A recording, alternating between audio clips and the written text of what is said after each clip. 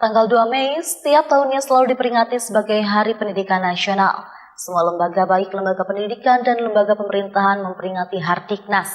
Di Kabupaten Tasikmalaya masih banyak warga yang berpendidikan hanya lulusan sekolah menengah pertama, serta banyak sarana dan prasarana berupa bangunan sekolah yang rusak. Tanggal 2 Mei setiap tahunnya selalu diperingati sebagai Hari Pendidikan Nasional. Semua lembaga baik lembaga pendidikan dan lembaga pemerintahan memperingati Hardiknas, tak terkecuali pemerintah Kabupaten Tasikmalaya. Pemerintah daerah Kabupaten Tasikmalaya melaksanakan peringatan Hari Pendidikan Nasional di lapangan Setnek Kabupaten Tasikmalaya pada Selasa 2 Mei 2023. Bertindak sebagai instruktur upacara, Wakil Bupati Tasikmalaya Haji Cecep Nurul Yakin menyampaikan sambutan Menteri Pendidikan dan Riset Republik Indonesia Nadiem Makarim. Dalam sambutannya, perlu adanya perubahan pada dunia pendidikan di Indonesia, khususnya di Kabupaten Tasikmalaya.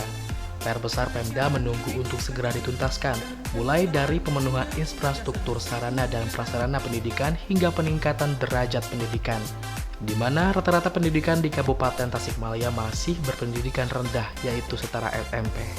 Di Kabupaten Tasikmalaya sendiri masih banyak sarana dan prasarana berupa bangunan sekolah yang berkategori rusak, baik rusak sedang hingga rusak berat.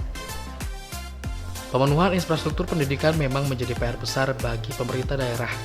Masih banyak sekolah terutama di daerah pelosok yang masih belum tersentuh oleh bantuan pembangunan dengan baik.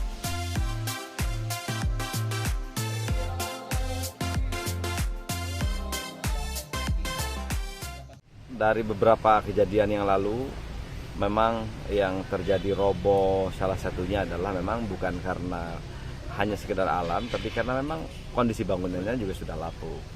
Nah, maka saya tempo hari bersama-sama dengan pendidikan, dinas pendidikan dan lain-lain, karena memang di dinas pendidikan itu sudah punya sistem bagaimana memotret kondisi existing di lapangan itu dengan dapodik. Nah, untuk seluruh operator saya amanatkan, mohon sampaikan kondisi objektif, karena kan menyampaikannya tidak dengan lisan, tapi dengan sistem yang ada dalam aplikasi dapodik itu. Jadi kalau memang itu kondisinya rusak, sampaikan kondisinya rusak. Kalau kondisinya baik, jangan disebut rusak.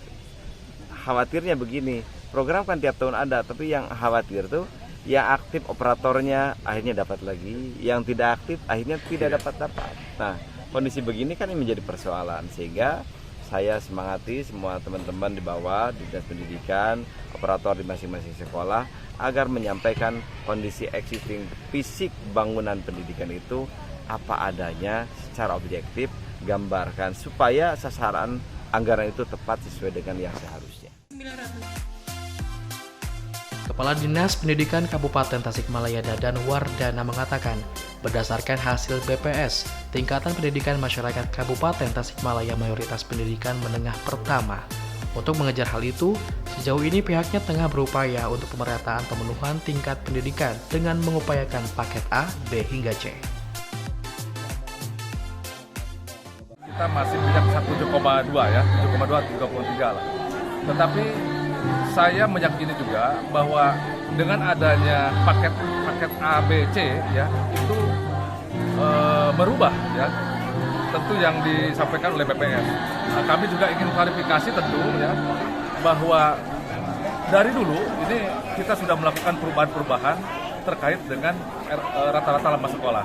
Oleh karena itu ya, kami juga akan menginventarisir ya, anak usia sekolah yang tidak sekolah.